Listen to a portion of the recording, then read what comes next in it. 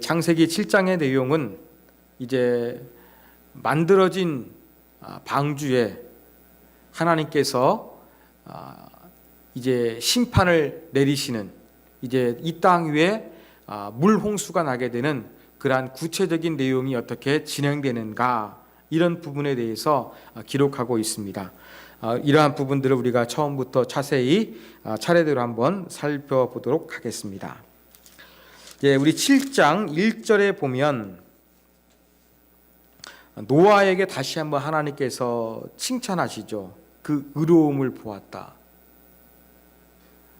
제가 말씀드린 대로 이 노아가 창세기에서 언급되는 것은 상당히 특이합니다.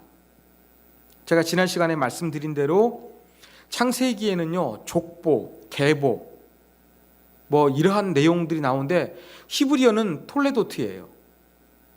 족보라는 이야기입니다. 그런데 이런 족보에 대한 여러 가지 그 사람들이 등장하는데, 노아의 족보를 이야기하면서 무엇을 이야기하느냐? 노아가 의인이라는 이야기를 하는 거예요. 여러분, 족보의 기능이 무엇입니까? 생물학적인 정보를 전달하는 데 있습니다. 누가 누구를 낳고, 그래서 이 생물학적으로 어떠한 그 가계의 도를 보여주는 것이 족보라고 하는데, 이러한 족보 가운데 이 노아의 족보에는 뭐가 들었느냐? 그의 후손들도 언급되고 있습니다만 더 비중 있게 다뤄지는 것이 노아는 의인이었으며 하나님과 동행하는 사람이었다, 이런 표현이 나온다는 것에서 상당히 틀립니다. 그런 부분에서 노아는 분명히 의인이었고, 이러한 노아가 하나님의 말씀 가운데 순종하는 사람이었음이 이제 7장에서도 반복적으로 제시가 되고 있습니다. 자, 2절 보면 이제 노아가 방주 안에 넣어야 될 것들을 이야기합니다.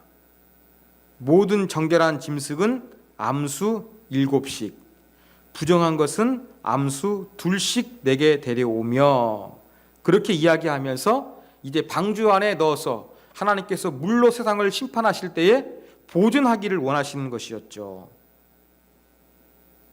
그런데 2절을 우리가 조금 주목해 봐야 됩니다. 왜 그러느냐? 자, 읽었을 때에 마리수를 한번 계산해 볼까요? 자, 정결한 짐승 암수 7이면 몇 마리일까요? 14마리 같으죠. 근데 부정한 짐승은요? 암수 2이면 2마리 같으죠. 자, 이 단어가 히브리어는 세나임인데요, 이 단어가 6장과 7장에서 5번이 쓰였습니다. 그래서 이 부분을 해석하는 것이 상당히 중요합니다. 19절 보십시오. 19절 보면 어떻게 번역했냐면 암수 한 쌍씩 그랬죠. 암수 한 쌍씩. 그 몇 마리입니까? 한 쌍이면 2마리 같으죠. 이렇게 되어 있는 것 같은데, 여러분 이제 그 7장 5절 15절 9절 15절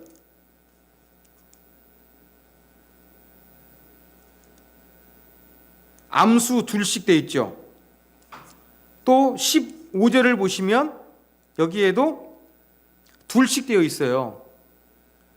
그런데 여러분 15절과 19절은 세나임이라는 단어가 동일하게 사용되어 있는데 어떻게 사용됐느냐? 세나임 2번이 되어 있는 거예요. 그러면 강조가 되어 있다는 거예요. 그리고 이 단어를 해석할 때 분명하게 학자들 가운데 의견 일치가 안 돼요. 이 단어가 그러니까 암수라고 얘기했을 때 2마리를 이야기하는지, 이 단어가 이제 한 쌍을 이야기하는지 해석이 2가지가 가능한 겁니다. 그러니까 이 구절에 의하면 2절을 가지고서 암수 2씩 하면은 이게 2쌍 4마리가 될 수 있는 가능성도 있어요. 어느 것으로 해석할 것인지 명확하지가 않아요. 근데 원어적으로 보면은 우리말 성경에는 그냥 둘씩이라고 되어 있는데 7장 2절은 이 단어가 세나임 한 번인데 9절과 15절에 가면은 이것이 강조형으로 2번 되어 있다는 것이 있습니다. 그리고 영어 성경도 대부분 이 강조했던 부분들을 살려서 번역했는데 한국말 성경은 대부분이 이 원어의 뉘앙스를 전혀 살리지를 못했습니다. 그래서 한 쌍이라고 이제 해석하는 사람도 있고 두 쌍으로 그렇게 해석하기도 합니다. 뭐가 맞을 것인가 고민을 저도 해봤습니다. 그런데 조금 확률상으로는 그 두 쌍을 넣을 가능성이 더 많지 않을까 그런 생각이 들어갑니다. 왜 그렇습니까? 여러분 딱 한 쌍만 집어넣는데 우리가 지금 노아 방주를 크게 만들었다고 들었고 또 비가 엄청나게 오랫동안 내리지 않았습니까? 그래서 방주에 있는 기간이 1년이 넘었습니다. 그렇다고 한다 그러면 그 오랜 시간 동안 방주 안에 있을 때에 뭐 동물들끼리 부딪혀서 죽을 수도 있고요. 병에 걸릴 수도 있지 않겠습니까? 그러다 보면은 이게 보존되기가 어려운 거예요. 그럴 가능성을 생각하면 두 쌍일 가능성도 있지 않겠나. 그러한 생각도 저는 좀 많이 들었습니다. 자, 그리고 또 한 가지 관심을 가져야 할 게 바로 무엇이냐면 지금 부정한 동물과 부정한 동물을 이야기합니다. 여기에서 부정하다 이 기준이 바로 무엇이냐면 동물 자체가 그런다는 것이 아니라 하나님께 제사를 드릴 수 있는데 적합한 것이냐 아니면 드릴 수 없는 것이냐 제사용에 해당하느냐 해당하지 않느냐는 것이지 동물 자체가 부정한 것은 아니라는 것을 우리가 분명히 기억해야 되겠습니다. 그런데 이것을 표현하는 히브리 단어가 상당히 특이해요. 자, 정한 것, 부정한 것 이 기준에 대해서 자세히 가르쳐주고 있는 성경이 레위기예요. 레위기에 보면은 정하다, 부정하다는 단어가 다른 단어가 사용이 되었어요. 그런데 창세기에 보면은 지금 부정한이라고 번역을 했지만 히브리어의 의미는 뭐냐면 정하지 아니한 것. 그거예요. 그러니까 부정하다는 단어가 아니라 정하지 아니하는 그러한 단어가 사용되는 것입니다. 부정한 것은 원래 탐해예요. 정하다 했을 때는 타호르예요. 이것이 레위기에서는 그렇게 사용되어 있는데 창세기에서는 정한 것에서는 동일하게 타호르, 부정한 것은 탐해라는 단어가 아니라 부정어를 써가지고 로테호라 이렇게 된 거예요. 의도적으로 부정하다는 단어를 사용하지 않고 있다는 겁니다. 왜 그랬을까? 부정하다고 완전히 딱지를 붙이는 것이 아니라 완전히 규정해버린 것이 아니라 정결하지 않아서 그래도 부정한 것보다는 정결하지가 않다. 깨끗하지 않다. 이게 조금 더 긍정적인 뉘앙스를 주는 것처럼 지금 방주 안에 하나님께서 생명을 보존하기 위해서 태워진 동물들이 있는데 이러한 동물들 안에서 완전히 그 부정하다고 낙인 찍는 것보다 조금 더 희망적인 단어, 부정하지 않다라는 그러한 단어로 사용되었다는 것도 상당히 중요하다고 할 수가 있을 것입니다. 자, 여기에서 정말 또 한 가지 중요한 게 있습니다. 무엇이냐? 아까 우리 6장 19절 봤죠? 방주를 만들 때에 하나님께서 뭐라고 말씀하셨냐면은 암수 한 쌍씩 방주로 이끌어 오라고 하셨습니다. 그런데 아까 말씀드린 대로 7장에 오다 보니까 2절은 암수 둘씩 두 마리 같아요. 그렇지만 9절과 15절은 강조, 복수형이 되어 있거든요. 그러면은 두 쌍일 가능성이 높습니다. 왜 이렇게 하나님은 6장에서 말씀하신 거하고 7장에서 말씀하신 거하고 이게 틀린 것일까요? 이 부분을 지난주에 우리 권 목사님이 저한테 질문하신 내용이기도 합니다. 여기에서 언급되기 때문에 제가 언급을 하지 않았는데, 이 부분을 가지고서 학자들은 어떻게 주장하느냐, 이렇게 창세기라는 성경이 편집될 때 다른 자료를 참고했다는 것이죠. 그런데 A라는 자료와 B 자료라는 자료를 짬뽕해가지고 섞다 보니까 이렇게 한 쌍이라고 했다가 두 쌍이라고 했던 이렇게 다른 버전이 나오는 것이다. 좀 성경을 조금 부정적으로 보는 학자들은 이렇게들 해석을 많이 합니다. 여러분, 그렇지만 이것은 너무 성경을 부정적으로 보는 거예요. 우리 창세기 가미하면서도 제가 그 인간을 창조하실 때 내용도 보면 1장의 내용과 2장의 내용이 좀 다릅니다. 그 부분을 제가 설교하면서 어떻게 말씀드렸냐면, 1장은 서론적인 거 그냥 간략하게 먼저 한번 기술한 거예요. 그리고 2장에 가서 인간의 창조가 보다 세밀하게 기록되어 있다고 제가 말씀을 드렸습니다. 1장은 천지창조, 첫째 날부터 안식하실 때까지 내용이 다 들어가 있는 거예요.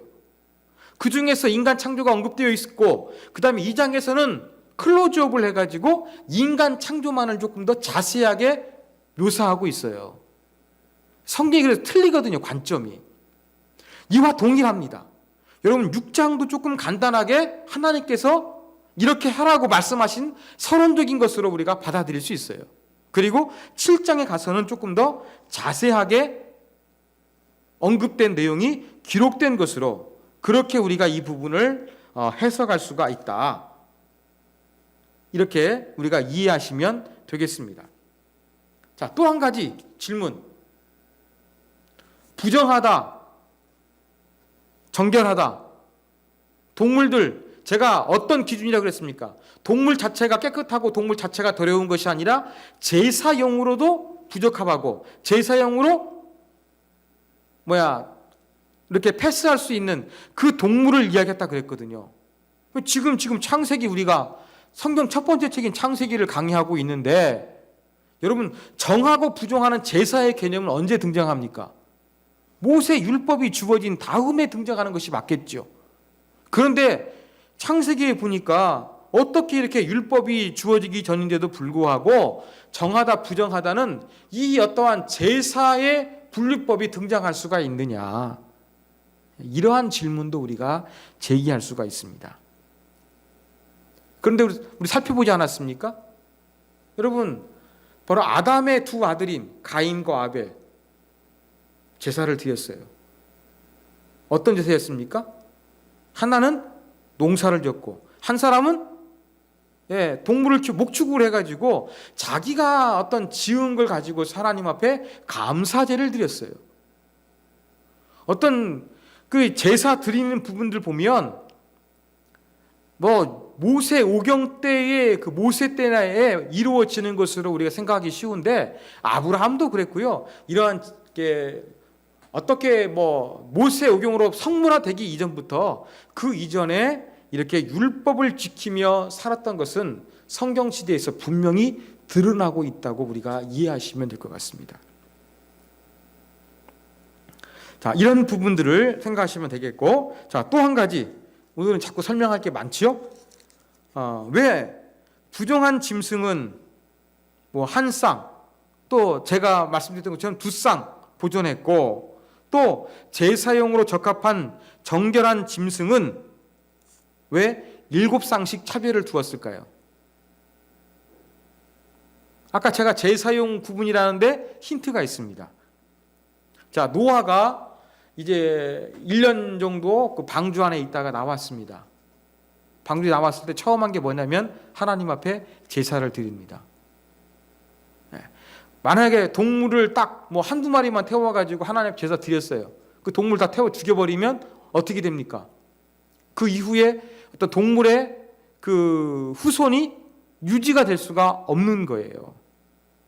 그래서 하나님께서 제사를 드릴 수 있는 그러한 정결한 짐승은 조금 더 넉넉하게 그렇게 방주 안에 보존할 수 있도록 명령하신 것으로 이해할 수 있습니다. 또 한 가지 이유가 있습니다. 자, 1년 동안 비가 있어가지고, 비가 막 가득해가지고 물난리가 났습니다. 자, 이렇게 물난리가 난 지역에 땅이 말랐다 해가지고 곧바로 음식을 먹을 수 있을까요? 이건 안 됩니다. 제가 부목사 시절 태국에 쓰나미가 왔었는데 그때 이제 단기 설교 가기로 계획이 되어 있었습니다. 당회에서도 난리가 났어요. 저를 당회하는데 부르더라고요. 갈 거냐 말 거냐. 제가 간다 그랬습니다. 또 당회도 잘 결정해 주셔가지고 이제 태국에 그 쓰나미 난 지역 방문하는데 이제 그 구제 헌금을 그 선교비 외에 별도로 좀 헌금해 주셨어요. 그걸 가지고 가서 이제 그 지역 사회에 전달을 했는데 그 가서 은혜스러운 장면을 봤습니다.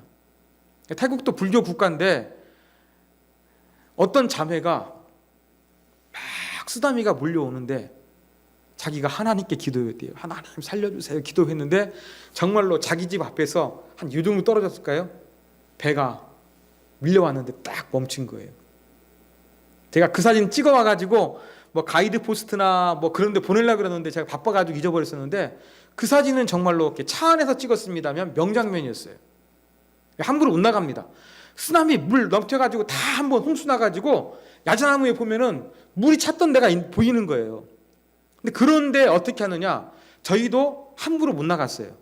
그냥 큰 차로 이동한 거예요. 왜요? 한번 물난리가 나면은 뭐가 위험합니까?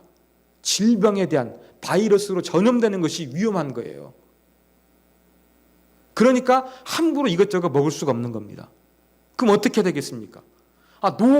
잠깐 태국에 며칠 동안 잠깐 이렇게 물난리만 나더라도 완전히 인간의 삶이 그렇게 오염되기 쉬운데 여러분 1년 이상 그렇게 물 안에 잠겼다는 것은 뭐 땅이 말라서도 쉽게 먹을 수가 없는 거예요. 야채도 없잖아요. 균도 많잖아요. 이런 부분들 그러면 어떻게 합니까? 물론 노아 방주에 먹을 거 보존해 뒀겠지만 그래도 또 씹는 것이 맛이라고 하나님께서 이 노아의 후손들이 방주에서 남았을 때 먹고 살 수 있는 아무것도 없어 식물도 없으니까 먹고 살 수 있는 그 기간 동안에 동물을 허락해 주시기 위해서 이렇게 정결한 짐승은 더 넉넉하게 방주 안에 드리도록 하신 것으로 우리가 그렇게 이해를 하면 될 것 같습니다. 자, 이러한 내용이 쭉 기록됐고 이제 이러한 하나님의 계획 가운데 5절에 보면 노아가 다 준행했다. 하나님 말씀하신 대로 성실하게 잘 준비했다는 것을 보여주고 있습니다. 자, 그리고 이제 1절부터 5절까지 내용을 보면 하나님 말씀하신 시점이에요. 4절 보면 지금부터 7일이면 그러니까 비가 내리기 딱 일주일 전에 하나님께서 말씀하시는 거예요. 왜 일주일일까요?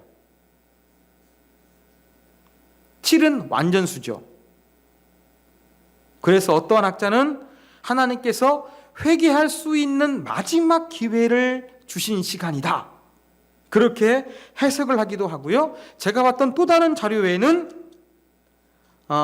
여러분 그 방주 안에 동물을 집어넣어야 되는데 내일 비 옵니다. 자, 코끼리 타세요. 하마 타세요. 종류가 많은데 그 동물들을 갑자기 내일 비 온다 그러면 하루 만에 집어넣을 수 있을까요? 안 되죠. 그래서 일주일 뒤에 하나님께서 비가 오실 것이라고 미리 예고하시고 그 기간 동안에 방주 안으로 동물이 들어갈 수 있도록 동물이 또 동물에 맞게 또 칸막이 같은 거 노아가 다 하지 않겠습니까? 머리를 써가지고 아마 그러한 그 방주 안으로 동물들을 들어갈 수 있는 시간들을 주신 것으로 해석하는 그런 학자의 글도 있는데 두 가지 내용 다 타당성이 있는 그러한 내용으로 볼 수가 있을 것입니다. 그리고 하나님께서 40일 동안 비가 올 거라고 말씀하셨죠. 성경에서 40일은 긴 시간, 모세가 40일 하나님의 산에 올랐죠. 예수님께서 40일 동안 금식 기도했죠. 상당히 중요한데 긴 시간을 가리킵니다. 또 40은 새로운 시작을 예고도 하는데 이러한 의미가 담겨져 있다고 볼 수가 있을 것입니다. 자, 이제 6절부터 이제 그 홍수가 본격적으로 시작되는 그러한 장면입니다. 자, 홍수가 있을 때 노아 나이가 600세라고 이야기하죠. 그래서 아들, 아내, 며느리 해서 노아 할아버지 8식구인가요? 여기 들어갔어요. 또 짐승도 들어갔어요. 그리고 10절에 보니까 7일 후에 홍수가 땅에 덮이니 일주일 뒤에 정말 그대로 이루어진 거예요. 근데 11절 홍수가 내린 날짜가 11절에 보니까 아주 정확하게 기록되어 있어요. 모세가 600세 되던 날 둘째 달 2월 그달 10일에 2월 18일이라는 것입니다. 성경에서 처음으로 구체적인 그러한 그 연월이 기록된 것이 바로 이때예요. 성경은 전형적으로 중요할 때 기록을 남깁니다. 선지서에 보면은 누구 왕 몇 년에, 그렇지요? 또 누구 왕 몇 년에 어떠한 재앙, 지진이 있었다, 이런 부분들을 표현합니다. 중요한 어떠한 사건이 있을 때 성경은 구체적인 날짜를 명시하는데 상당히 이 날도 중요하기 때문에 날짜를 기록하고 있는 거예요. 얼마나 중요했겠습니까? 노아 방주 만든다고 얼마나 많은 사람들이 비아냥 것 있겠습니까? 그것도 뭐 조그마한 배도 아니고 지금까지 존재하지 않았던 엄청나게 큰 배를 아마 몇십 년 지었을 거예요. 이 짓는 거 보면서 아마 노아에 대한 어떤 비아냥거림이 정말 심했을 것입니다. 이러한 비아냥거림이 끝이 나고 하나님이 예고하셨던 것, 그것이 정말로 시작됐다는 이 정말로 깊은 의미가 있기 때문에 노아가 600세대 되는 2월 18일을 성경은 구체적으로 언급을 하고 있는 것으로 보입니다. 자, 그러면서 이제 홍수가 시작된 거예요. 근데 11절에 보니까 그날에 큰 기품의 샘들이 터지며 하늘의 창문들이 열려, 이렇게 기록되어 있어요. 우리가 이 부분을 조금 더 관찰력 있게 보지 않으면요, 노아 홍수 40일 동안 비가 내렸대, 하늘 위에서 비만 내린 것으로 생각하기가 쉽습니다. 그렇지만 우리 창조과학계 김명현 박사님 강의에서 설명했던 것처럼 잘 설명하고 있습니다. 노아 홍수 때의 비는 하늘 위에서만 내린 것이 아니라 큰 기품의 샘들이 터졌다고 이야기하고 있는 것입니다. 땅에서도 어때요? 어떤 쓰나미와 같은 물 난리가 완전히 그냥 요동쳐 물줄기 솟구쳐 올라온 것입니다. 자, 그러면서 여기에 보면 큰 기품의 샘들이에요. 깊은 샘이 아니죠, 그죠? 단어를 보면 기품이 명사형이 사용되어 있어요. 이 샘들은 어떤 단어냐? 여러분, 히브리 말로 보면은 비를 나타내는 단어가 상당히 배법돼요. 일반적인 비를 의미하는 단어가 있고요, 이른비를 이야기하는, 가을에 오는 이른비를 이야기하는 단어가 있고요, 봄에 오는 늦은비를 이야기하는 단어가 있어요. 그리고 오늘 사용된 또 단어가 있는데 바로 무엇이냐면 이 폭풍우에 해당하는 비가 있어요. 집중호우. 그러니까 40일 동안 비가 왔다고 하는데 그냥 우리 생각하는 오늘도 비 왔습니다만 이런 비 내려온 게 아니라 완전히 그냥 갑자기 물이 막 불어나게 되는 강력한 집중호우가 올 때 그 비라는 단어가, 히브리 단어가 여기에서 사용됐다고 여러분들이 기억을 하시면 되겠습니다. 그리고 여기에서 이제 제가 말씀드린 대로 샘은 아까 말씀드린 어떠한 집중호우는 단어는 아닙니다. 비에 해당되는 단어고요. 그 다음에 큰 기품의 샘, 깊은 샘이 아니라 기품의 샘이라고 그랬어요. 자, 이 기품은 창세기 1장 보십시오. 창세기 1장 2절. 창세기 1장 2절에 보면 땅이 혼돈하고 공허하며 흑암이 깊음 위에 있고 그랬죠. 예, 히브리어로 똑같은 단어입니다. 태흠이라는 단어.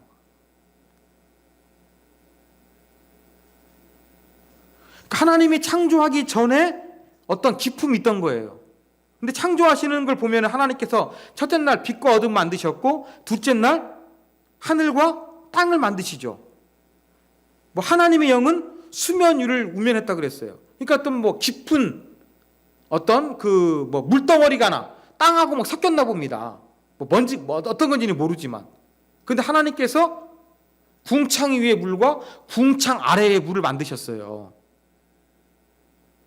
이게 바로 창조하신 하나님의 창조의 내용이에요. 그런데 노아 홍수 때에는 어떤 일이 벌어지고 있는 겁니까? 하나님께서 뭔가 이렇게 뭐 좀 이렇게 기품이 있었는데 이걸 나누어 가지고 궁창 위에 하늘에 땅 아래에 바다를 만드신 거예요. 인간이 공간의 중간에서 살게 하신 거예요. 그런데 이 노아의 홍수로 말미암아서 하늘에 창문 열려가지고 물이 엄청나게 쏟아지고요. 땅에서도 기품이 열려가지고 막 물이 솟구쳐 나와요. 그게 뭐가 되는 겁니까?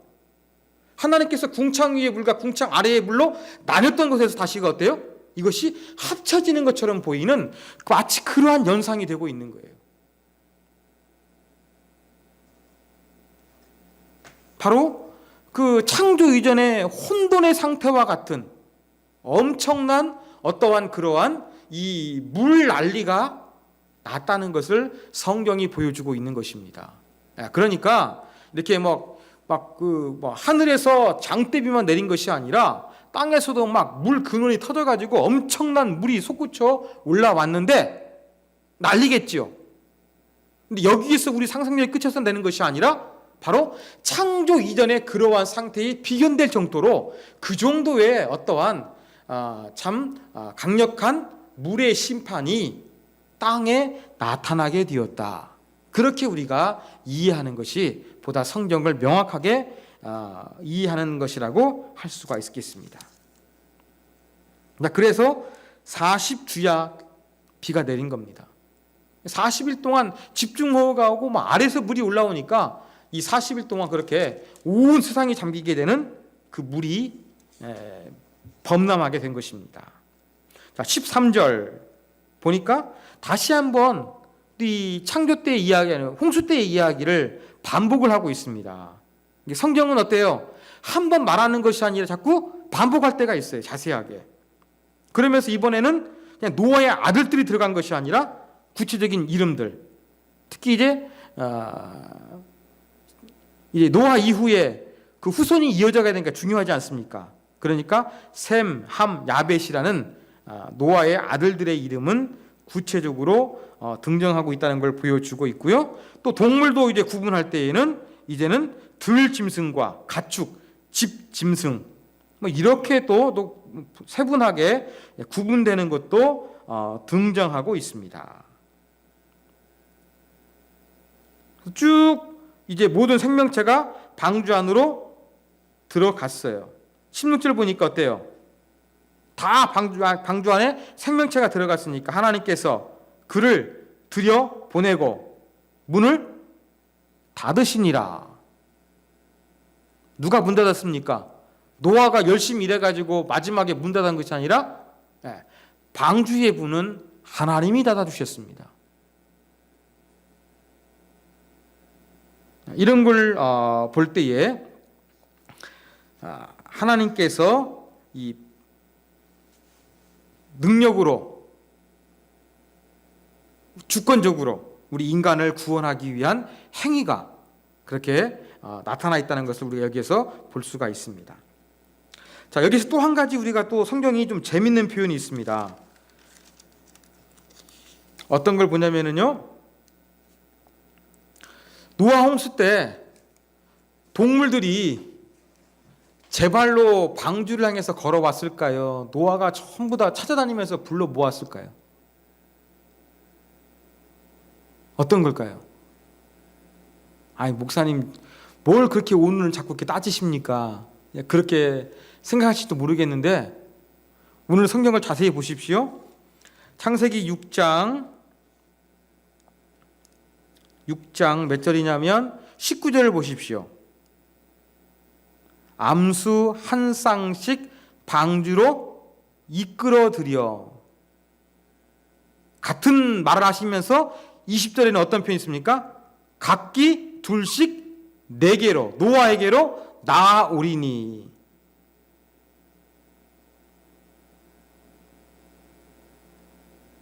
동물은 방주 안으로 자발적으로 들어옵니까? 아니면은 뭔가 좀 하나님께서 동물이 올 수 있도록 이렇게 좀 역사하십니까?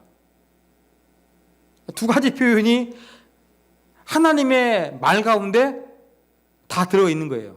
19절에서는 노아한테 데려오라고 하고 20절에서는 동물들이 스스로 자발적으로 오는 것처럼 하나님 말씀하신 거예요.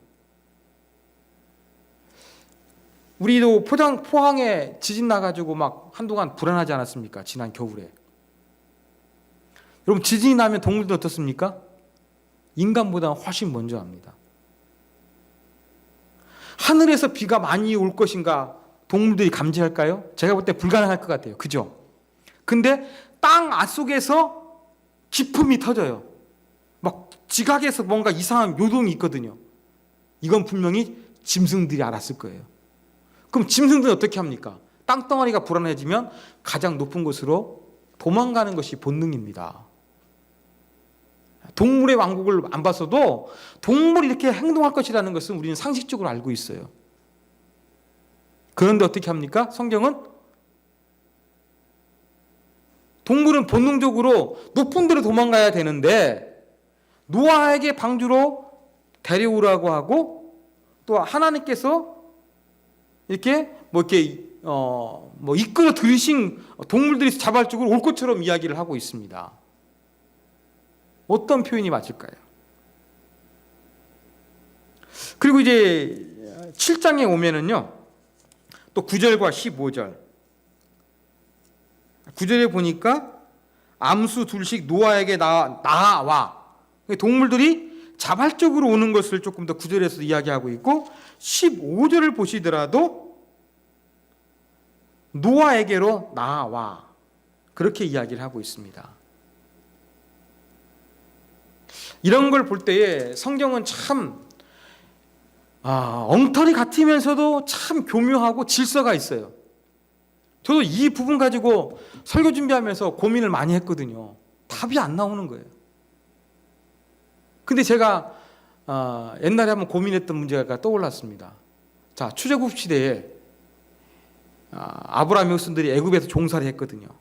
그때 모세와 아론을 통해 가지고 이제 하나님이 약속하신 가나안 땅으로 되돌아가려고 합니다. 바로가 어떻게 합니까? 그때 잘 안 놓아주죠. 그런데 그때 보면은요, 모세오경을 보면 출애굽기 보면 어떤 내용이 있냐면 하나님께서 모래의 마음을 강팍해 하사라는 표현이 등장합니다. 하나님이 주권적으로 그렇게 이스라엘 백성들을 보내지 않도록 강팍한 마음을 주셨다는 거예요. 근데 또 어떤 구절에 들어가면은요, 바로가 마음을 강팍해 하여 그렇게 이야기합니다. 한번 출애굽기 읽어보시면 이 두 가지 표현이 혼동으로 나오고 있는 거예요. 성경을 보면은요, 어떤 때에는 인간의 행동을, 어떤 때에는 하나님의 행동을 조금씩 강조하고 있는 부분이 있는 거예요.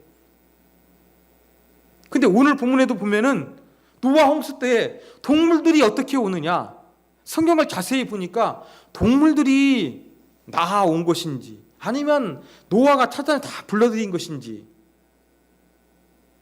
이 두 가지 표현이 동시에 등장하고 있다는 거예요. 저도 참 고민을 많이 했는데 어떤 때에는 성경은 인간의 행위를 강조하고 어떤 때에는 하나님의 주권을 강조할 때가 있다는 겁니다. 그러니까 어떤 때는 완전히 엉터리가 아니라 이러한 조금 참 뭐라고 표현하기 힘든 그런 참 모호한 표현이 성경 안에는 분명히 기록되어 있어요. 이 모호한 표현이 노아 방주 때의 짐승들에게도 기록되어 있고 바로의 마음이 능동적인 거냐 수동적인 거냐 이것도 어때요? 그냥 그대로 있는 거예요. 이 성경은 하나님의 관점과 인간의 관점을 다 동시에 보여주고 있습니다. 그리고 이 동물들의 마음이 동물들이 이렇게 방주 옥에 안으로 들어오게 된 것은 저는 이제 어떻게 해석을 하고 싶냐면 하나님께서 그렇게 동물들이 몰아오도록 그렇게 역사하신 것으로 보입니다. 왜 그러느냐? 성경의 표현상 보면은 그 6장에서는 4번 나오는데 동물들이 방주 안에 들어오는 걸로 4번이 나오는데 6장에서 한 번이 노아에게 그들을 데려오라고 했고 나머지 3번은 전부 다 하나님께서 나아올 것을 말씀해 주고 있습니다. 아마 노아가 열심히 최선을 다해서 사람들이 비아냥거려도 막 비웃더라도 최선을 다해서 노력하다 보니까 하나님께서 그렇게 하실 것 같고요. 또 하다 보면 일이 많지 않겠습니까? 그러다 보니까 하나님께서 짐승들은 이렇게 하셨을 것 같아요. 그리고 이제 막 비가 많이 왔을 때 어떻게 하냐면 짐승들은 본능적으로 높은 데로 도망가거든요. 근데 일주일 전에 하나님 말씀하셨으니까 상식적인 생각도 뭐냐면은 이렇게 막 물이 차가지고 갑자기 막 들어온 것이 아니라 그러면 아수라장이 되었을 거예요. 그런 것이 아니라 하나님께서 비를 내리시는 노아 600살 되었을 때의 2월 18일 전에 하나님께서 미리 동물들을 다 좀 오게 하셔가지고 그 안에 들어갈 수 있도록 그렇게 하나님께서 조금 보이지 않게 관여하시지 않았을까. 저는 조금 그런 쪽에 더 비중을 두어가지고 이렇게 해석은 합니다. 그렇지만 성경은 인간의 책임이라고 부여하고 또 하나님께서 주권적으로 하신 것인지 조금 어렵게 만드는 그런 본문이 반복적으로 등장하고 있는 조금 모습도 있다는 거 말씀을 드렸습니다. 자, 이렇게 말씀을 드렸고요. 그 다음에 41절, 17절 이제 40일 동안 계속 이제 비가 오다 보니까 방주가 물에서 뜨게 되고 넘치고 이제는 산들이 다 잠기게 됐죠. 그런데 산보다 얼마 정도 더 높이 이제 물이 더 올라가게 됐느냐 보니까 15규빗 그러니까 7m 정도 됩니다. 7m 한 2층 건물 높이 될까요? 7m. 여러분 이렇게 생명체가 있는데 한 7m 이상 잠겨져 있으면 아래로 잠겨져 있으면 그 안에서 생명체가 산다는 것은 상당히 힘듭니다. 그러니까 이제 이 표현은 방주가 떠다니는데 제일 높은 산보다 7m 이상 물이 불었으니까 방주가 왔다 갔다 하는데 전혀 걸릴 것이 없다는 것이기도 하고 또 제일 높은 산보다 7m가 더 물이 더 많으니까 그 아래에 있는 모든 생명체는 이제는 생존이 불가능해진다. 생존율 제로다. 이거는 것들을 이제 보여주고 있는 것이죠. 네, 그리고 정말로 22절에 남아 있는 것처럼 육지에 그 코에 생명이 기운이 숨쉬는 것은 다 죽었더라. 창조하실 때 인간의 코에 생기를 불어넣으셨는데 코로 숨쉬는 것 모두 다 이제는 죽었다는 반대의 표현이 22절에 그렇게 이제 기록됐고 그래서 남아있는 사람은 노아 가족들 뿐이었고 40일 동안 비가 많이 내렸고 물이 150일 동안 그렇게 가득 차 있었다라는 내용으로서 이제 오늘 본문이 끝이 나고 있습니다. 자, 이런 내용을 통해서 이제 우리가 좀 몇 가지 교훈점 생각해 보도록 하겠습니다. 첫 번째 교훈입니다. 자, 하나님은 생명과 역사의 주관자가 되신다는 것이죠. 제가 이 표현을 왜 말씀드리느냐? 자, 모든 생명체가 방주 안에 들어갔을 때 문을 누가 닫았습니까? 하나님 닫으셨다는 거예요. 아까 제가 말씀드린 대로 그 인간의 책임과 하나님의 책임이 반복되는 것처럼 보여요. 또 하나님께서는 인간에게 완벽한 자유의지도 주셨어요. 그래서 인간이 뭔가 능동적으로 선택을 할 수 있습니다. 그런 가능성은 주신 거예요.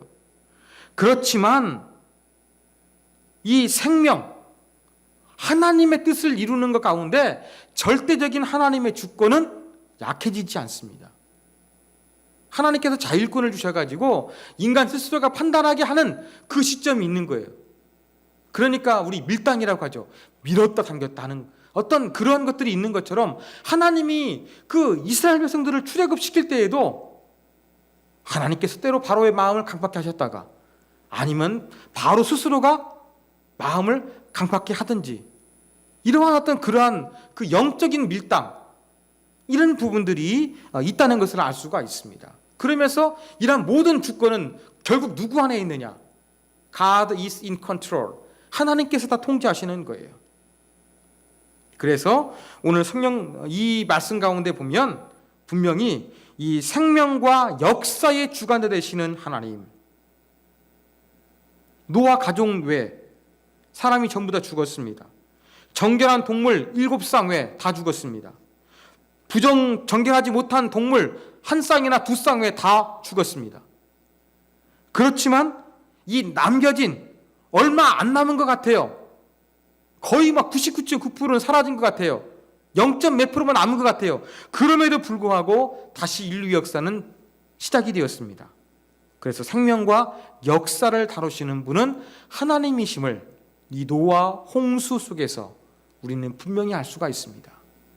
문을 닫으시는 주권자 되시는 하나님, 그리고 다 없앤 것 같아도 거의 망한 것 같아도 그 안에서 새로운 인류의 희망을 만들어 가시는 이 생명과 역사의 주권자 되시는 하나님의 모습이 노아 홍수 가운데는 나타나고 있다는 것을 우리가 기억해야 되겠습니다.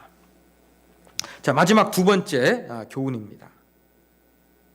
오늘 본문 말씀은요, 교회는 정말 사람을 구원하는 방주 역할을 하고 있는가 다시 한번 돌이켜보고 고민하게 만드는 역할을 합니다. 자, 말씀드렸던 것처럼 노아 당시 홍수는 하늘에서만 비가 내린 것이 아니라 땅의 깊음에 샘들이 터졌다고 그랬습니다. 위 아래서 마치 창조 이전의 그러한 상태로 돌아가는 것처럼 그렇게 보이는 엄청난 심판이 나타나게 됐다는 것입니다. 아까 제가 말씀드린 이 깊음 위에 깊음의 샘들, 근데 깊음이라는 단어가 태음인데 히브리 문학에서는요, 이것은 악을 상징하는 단어입니다.